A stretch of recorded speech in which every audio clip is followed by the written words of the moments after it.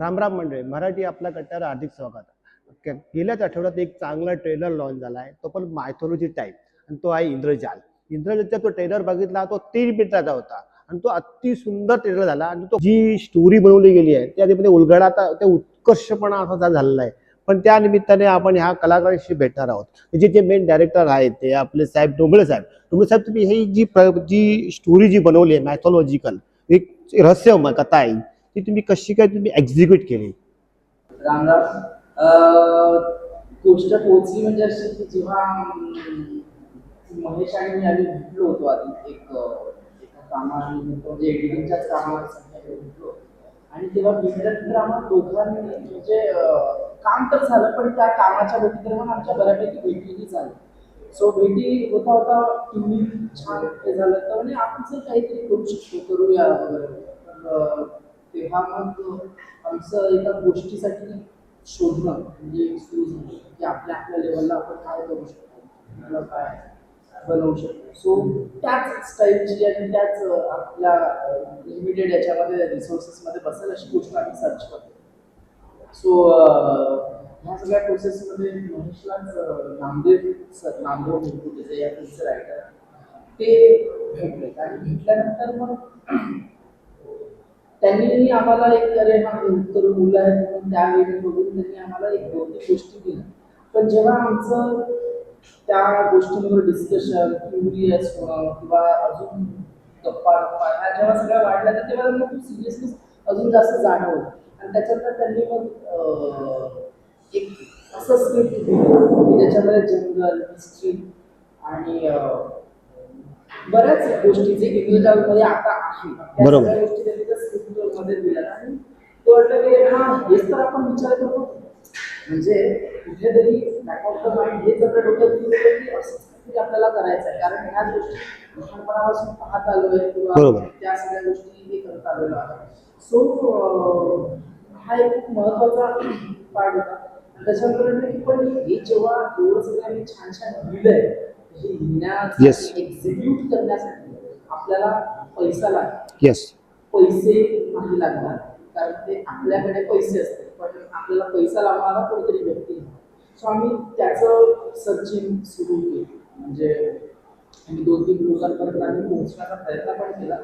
पण तोच आपण बघूया काय म्हणतो ते असेच जरा उत्तर होते. सो आम्ही त्याच ह्याच्याने महेशच्या थ्रू आम्हाला एक म्हणजे एक सर भेटलं, तर त्यांच्या ओळखीने अजय निकम आणि मंगेश असे हे 2 सर लोक. बरोबर. आम्ही त्यांना इतरांप्रमाणेच ट्रीट केलं की अरे सर ऐकून घ्या आमची स्क्रिप्ट, आमची गोष्ट आणि त्या ह्याच्याने. आणि त्यांनी सुद्धा हा ऐकली आणि हा सांगतो असं वगैरे ते बोलले. आणि बोलल्यानंतर मग त्यांचाच फोन आला. त्यांनी तो सिरियसनेस नंतर दाखवायला सुरू केली आणि आम्हाला सुद्धा एक्साइटमेंट वाटायला लागलं की रे वा की आपलं काहीतरी सुरू होतं. पण ते सुरू झालेलं काम कसं छोट्यापासून अगदी नंतर मोठं होत गेलं. सो आणि म्हणजे ते लिटरली असे आपली एक हिमशिला म्हणून उभी राहिली की कुठलाही प्रॉब्लेम आमच्यापर्यंत पोहोचू दिला नाही. बरोबर आहे. खूप चांगल्या पद्धतीने त्याची मागे बघून पुढे चालतो आम्ही आहोत मागे असे शब्द प्रोड्युसर कडून एका नवीन म्हणजे काही नवीन लोकांसाठी ऐकले. अशा प्रोड्युसरची आपल्याला गरज लागते, पण सध्या असे प्रोड्युसर मिळणं पण बहुत महत्वाचं आहे आपल्याला. पण अशा पद्धतीने आपण आपले जे नवीन जे आपले जे ऍक्टर आहेत, म्हणजे महेश सर, तुम्ही काय सांगाल या चित्रपटाबद्दल? एक तुमचा काय अनुभव होता या चित्रपटाला? एक प्रमाणित कथा असून सुद्धा हे तुम्ही याला कसं याला मॅनेज केलं? तुम्ही ही जी कथा आहे तुमच्या आजूबाजूला फिरते आहे, तुम्ही याला कसं काय तुम्ही म्हणजे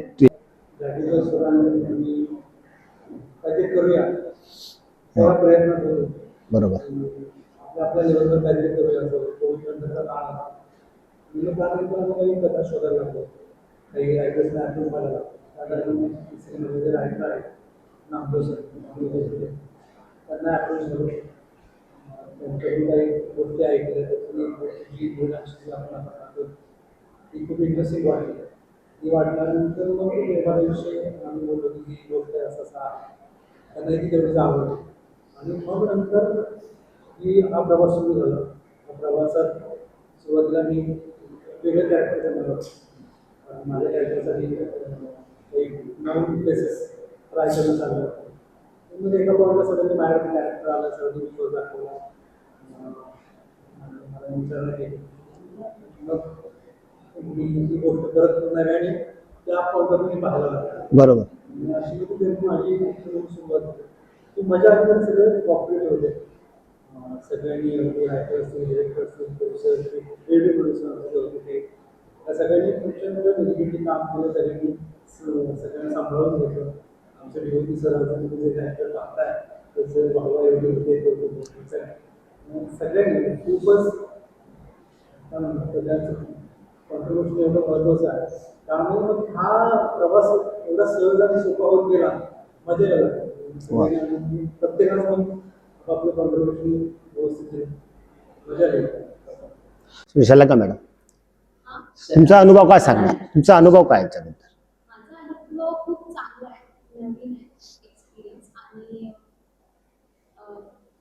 काय टफ नव्हता या जर्नीमध्ये, कारण सगळे लोक मला हेल्प करत होते एव्हरी नाव अँड देन ॲक्टिंगबद्दल, सेटवर कसं काय आहे, कारण आपण रिअल लोकेशन्सवर शूट केले, तर म्हणजे सगळीकडे लोक मला हेल्प करत होते. तर माझा ठीक आहे, आपण यांच्याकडे जाऊया.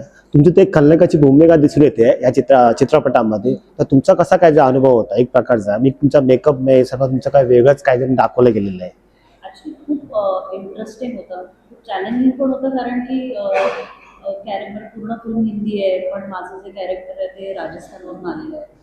सो म्हणून आम्ही एम्फसाइज केलं की तिथले ॲसेन्स आले पाहिजे त्या कॅरेक्टरमध्ये, म्हणून मी थ्रूआउट फिल्म मारवाडी बोलण्याचा प्रयत्न केला आहे. बरोबर. आणि असं ते चॅलेंज याकरता होतं बोलणं, म्हणजे की आम्ही ट्राय केलं की गावची मारवाडी कोणाची तरी पिक करता येईल का? Yes. बरं त्याचे उच्चार व्यवस्थित आहे का? कारण की असं नाही झालं पाहिजे की कोणी बघितलं आणि हे बरोबर नाही, बिकॉज ते डिटेलिंगमध्ये आम्ही खूप मेहनत घेतली. आणि ऑन लोकेशन शूट करत असताना पण डिफिकल्टी होती, म्हणून आम्ही 4 वाजता उठायचो मेकअप करणं, कारण की मला पूर्ण काळं बॉडीला पूर्ण काळा मेकअप गेलेला, फेस डाऊन केलेलं, आणि ती ज्वेलरी वगैरे घालून वगैरे वेळेत पोचणं वगैरे. तर इट वॉज ऑल फन. आणि पण ते इतक्या डिटेलिंगमध्ये काम सर करून घेत होते, म्हणजे राकेश सर अगदी बारकावे बघत होते की कसं दिसलं पाहिजे, ते प्रेझेंटेबल पण वाटलं पाहिजे, त्या कॅरेक्टरचं रूट्स पण आले पाहिजे, ते दिसलं पाहिजे, रिफ्लेक्ट केलं पाहिजे. सो या ते तसं व्यवस्थित होत. तुमच्या याच्यामध्ये लुक टेस्ट झाला होता का या नुकतेच? म्हणजे गमतीची गोष्ट म्हणजे ही की एका व्यावसायिक नाटकासाठी मी फोटोशूट केलेलं आहे, आणि ते खूप असं रफ रॉ कट असं लुक होतं माझं. आणि माझं नशीब मी असं म्हणेन की चांगलं होतं की ते फोटो अगदी सरांपर्यंत पोहोचले.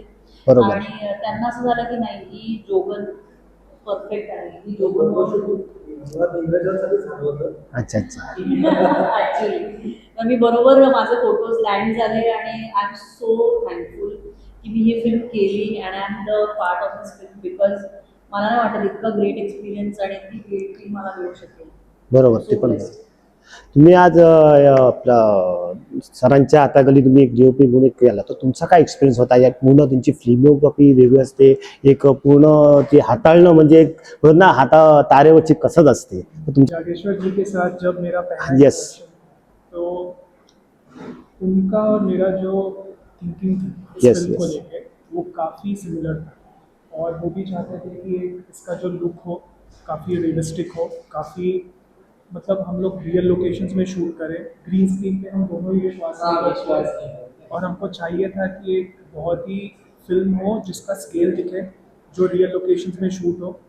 तो उस मामले में हमारा काफ़ी अच्छा तालमेल था कि हम लोग जाके रियल लोकेशंस में, किसी भी फिल्म में जो सबसे इम्पोर्टेंट है वो आपका प्रेप है, तो हमारा प्रेप काफ़ी स्ट्रॉन्ग था उस मामले में.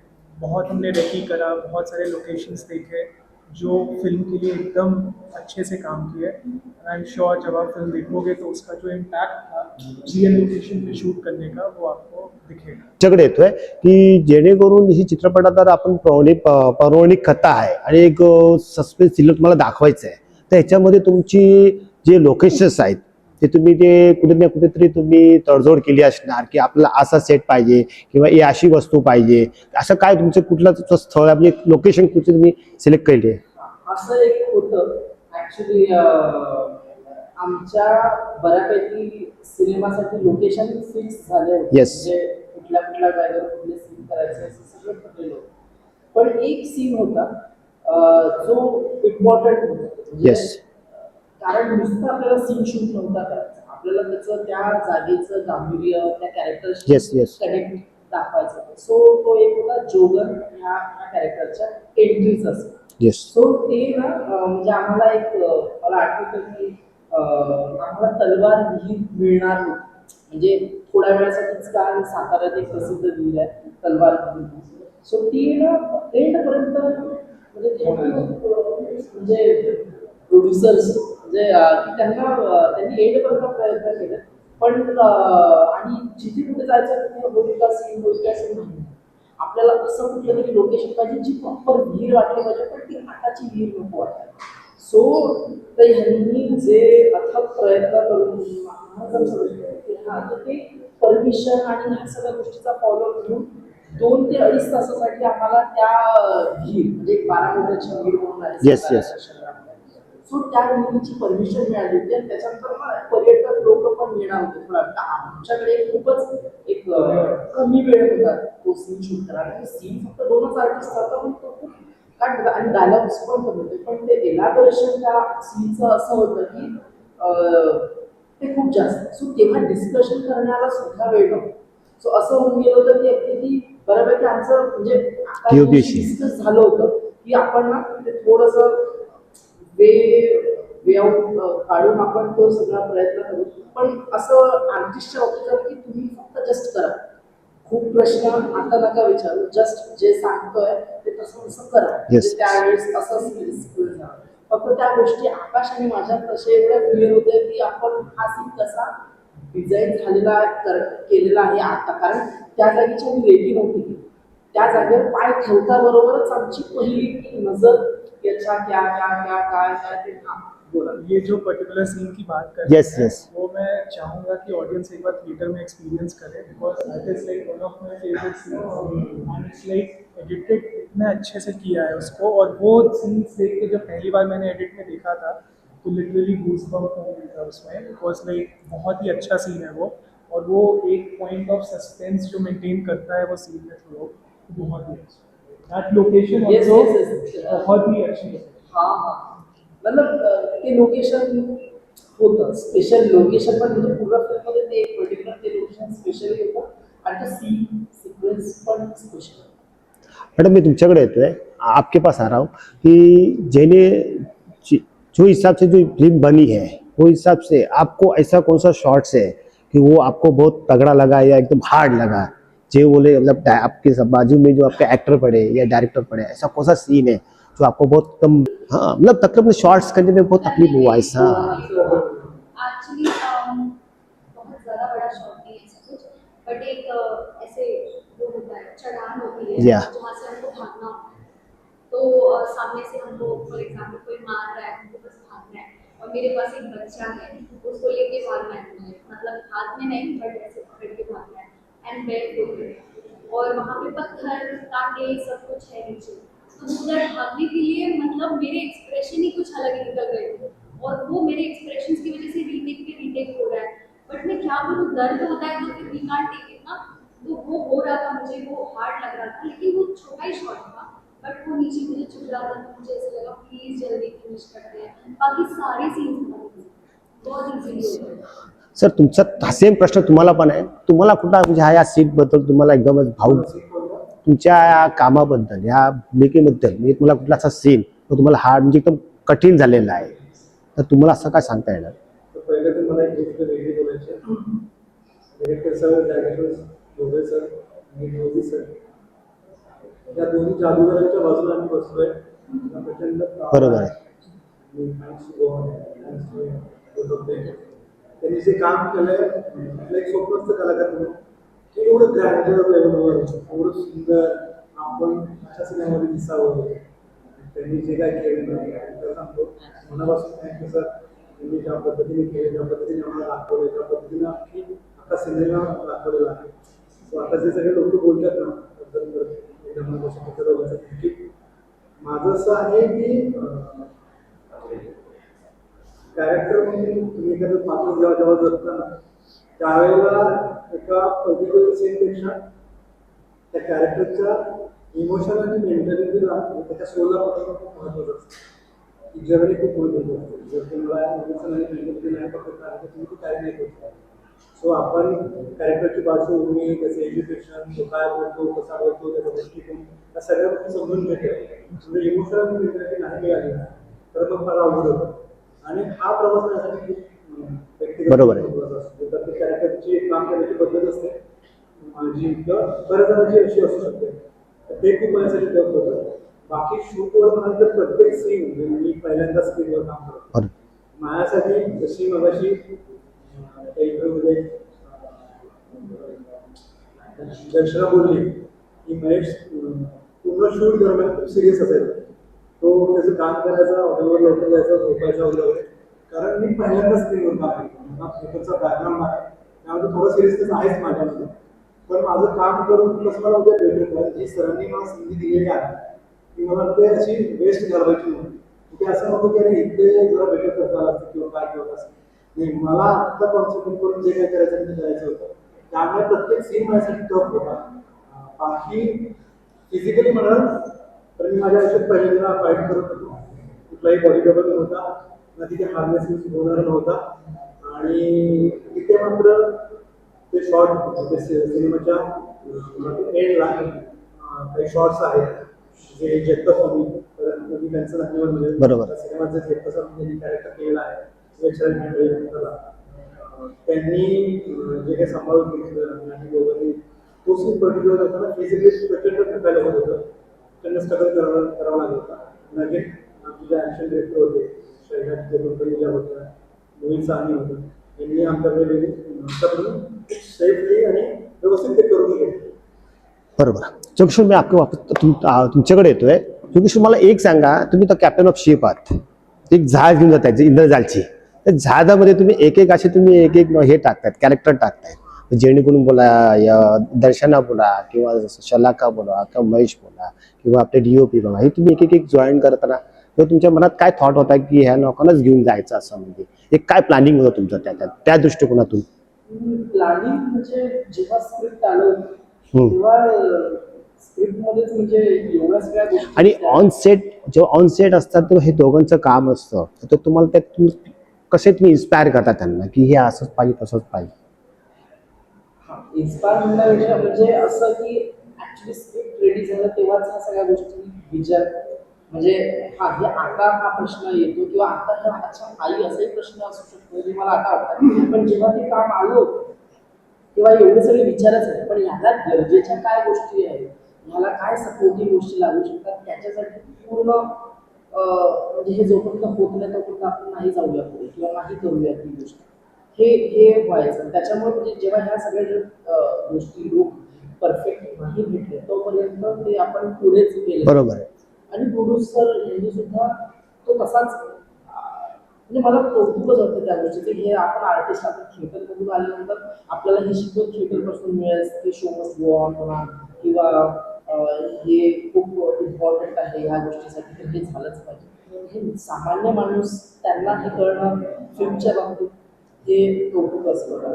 आणि दुसरी गोष्ट म्हणजे ह्यांनी जे सीनच्या बाबतीत कारण आमचं वर्कशॉप पण झालं सगळ्यांसोबत की कॅरेक्टर डेव्हलपमेंट. तर हे लोक रामदेव सरांनी एक छोटंसं वर्कशॉप म्हणजे मेथड हवं जसं हे लोक जंगलात फिरतात. आता आपल्याला पूर्ण फिल्म जंगलात तर ते जंगलात गेल्यानंतर नवीन नवीन काही वाटायला एक्सप्रेशन होता ना. 15 दिवस लोक जंगलातच फिरत होते. बरोबर आहे. त्या दरम्यान नुसतं जंगलात फिरून काही रिहर्सल नाही सीनची रिहर्सल. पण जेव्हा जंगलात फिरून झाल्यानंतर जंगलाचा आस्वाद घेतल्यानंतर मग आम्ही सीन क्रिएट करायचो की आता हा अशा अशा टाईपचा जागा मेबी दुसरी असू शकते पण आता आपण ऍक्टिंग प्रॉपर नाटका स्टाईलने आपण ते करू. आणि तिथे जे जे वाटायचं त्या इमोशन्स वाटायचे. कारण कधी कधी रिडिंग करताना त्या गोष्टी वेगळ्या असतात आणि जेव्हा ऍक्च्युअल त्या जागेवर जाऊन होतं तेव्हा ते इमोशन अजून वेगळे असतात आणि त्याला अजून एक फुलतं ते त्याच्या. सो हा ते फुलत गेलं तशा पद्धतीने आणि ते लोकेशनला गेल्यानंतर जेव्हा ऍक्शन बोलायचं त्याच्या आधी पण अजून जरा एक टेक 2 टेक मध्ये जरा अजून डिस्क्राईब करून ही गोष्ट पण आपण अजून ऍड करू शकतो. तर अशा बऱ्याच गोष्टी आहेत. So, तसे मी तुमच्याकडे येतोय, ही जी भूमिका तुम्ही करताय ती तुमचे पण कॅमेरा तुमच्या आजूबाजू फिरतोय हो. आणि कॅमेरा बरोबर तुमचे ते महेश सर पण फिरतायत, सल्लागार पण फिरतायत आणि तुमच्या पाठीमागे DOP पण असतात, कारण जेणेकरून त्यांना तो शॉट असा पाहिजे. तर त्याच्यावर तुमचा अनुभव कसा होता एक प्रकारचा? ॲक्च्युली खूप इंटरेस्टिंग होतं खरं तर, कारण की परफॉर्म करताना तर आम्ही ॲक्च्युली विसरून जातो की काय आहे आजूबाजूला, बरोबर. Because we have to be in the situation, in the character. कारण की कॅरेक्टरची जी डेप्थ आहे ती पाहिजेच पाहिजे, कारण बरोबर. ती जर बाहेर येईल तर त्यांना व्यवस्थित कॅप्चर करता येईल त्या Yes. गोष्टी आणि ते डिलिव्हर पण तसंच होईल. आणि जसं की आमचं टीमवर्कच इतकं अप्रतिम होतं की इवन आकाश, म्हणजे ते तर काही म्हणायचं नाही, इज व्हेरी सायलेंट आहे, खूप आरामात. पण ते फक्त म्हणायचे की ओके असं पाहिजे, ते त्यांचं एवढं फोकस्ड होते ते. इवन जागेश्वर सर ते यायचे, ते एक्सप्लेन करायचे व्यवस्थित आणि आम्हाला नाही कळायचं कुठे कॅमेरा आहे, काय लाईट आहे, काय नाही, कारण की इतकं फ्रीडम दिलेलं आम्हाला ॲज अन ॲक्टर म्हणून की आम्ही आमच्या त्या सिच्युएशनमध्ये, त्या झोनमध्ये, त्या सीनमध्ये आम्ही इतकं इन्व्हॉल्व्ह होऊन एकमेकांना सपोर्ट करून, जे पण सपोर्टिव्ह आमचे ॲक्टर जर असतील आमच्या त्या Yes, yes. सीनमध्ये, तर एकमेकांना ते ॲक्शन रिॲक्शन म्हणा किंवा ते माहोल क्रिएट होऊन जायचं. आणि मला असं वाटतं म्हणूनच इझिली आपण फिल्म करू शकतो without any complaints, without any problem. खूप मस्त झाली. सर आता मी जाता जाता महेश सर, मी तुमच्याकडे माईक घेतोय, जाता जाता मी तुमच्याकडनं एक आपल्या प्रेक्षकासाठी एक छानशी एक तुमची काय प्रेरणादायक तुमचे आव्हान काय असणार की जेणेकरून आज तुमचा चित्रपट येतो इंद्रजाल 24 जुलैला, आणि काय तुम्ही सांगू शकणार? सगळ्या प्रेक्षकांना तर पहिला नमस्कार. इंद्रजाल सर्व भारतात प्रदर्शित होते. सगळ्यांना विनंती आहे की सगळ्यांनी पाहा. एक सुंदर फिल्म आहे ज्यामध्ये तुम्हाला सगळ्या गोष्टींचा आस्वाद घेता येईल. व्हिज्युअल आहे, व्हिज्युअल आहे आणि एक पूर्ण पॅकेज असलेली एक फिल्म आहे जी तुम्हाला नक्की एंटरटेन करेल. आणि प्लीज जा पहा, प्रेमाशा केले आहे आम्ही तुमच्या प्रतिक्रियांसाठी, तुमच्या प्रेमासाठी प्रेमाची वाट बघतोय. त्यामुळे प्रेक्षकांना मला एवढं जाणार असतं. मॅडम तुम्ही काय सांगणार? तुम्ही सगळे जाऊन 24 जुलैला थिएटर्सला आमची मूवी पहा आणि खूप चांगली मूवी आहे, फॅमिली मूवी आहे आणि लहान मुलांना अजून आवडेल, कारण खूप सारे चाइल्ड ॲक्टर्स पण आहेत. मग खूप जास्त म्हणजे सुरत मूवी आहे. येत्या 24 जुलैला आपली इंद्रजाल मेहनतीने इथपर्यंत पोहोचलेला आहे. खूप चढाव उतार ह्या सिनेमाने आणि ह्या सिनेमाच्या टीमने पाहिलेले आहे. सो आणि हे एक प्रत्येक कलाकाराचं स्वप्न असतं की ते त्या स्क्रीनवर दिसावं आणि ते स्वप्न आज पूर्ण होतं. सो आमच्या ह्या स्वप्नाला अजून थोडासा हातभार तुम्ही प्रेक्षकांनी लावावा आणि माउथ पब्लिसिटीने ह्या सिनेमाला जास्तीत जास्त लोकांपर्यंत पोहोचवावं हीच अपेक्षा. सो 24 जुलैला तुम्ही सगळ्यांनी प्लीज तुमच्या जवळच्या थिएटरला जाऊ द्या. मराठी मुलांनी, सगळ्या तरुण मुलांनी बनवलेली उत्तम हिंदी फिल्म जी तुम्हाला उत्तम मनोरंजन देईल, प्राऊड फील करेल अशी फिल्म आहे. त्यामुळे सगळ्या महाराष्ट्रामध्ये सगळ्या प्रेक्षकांना आधी एक आत्मीयतेने आवाहन करतो की प्लीज आशीर्वाद द्या, प्रेम द्या.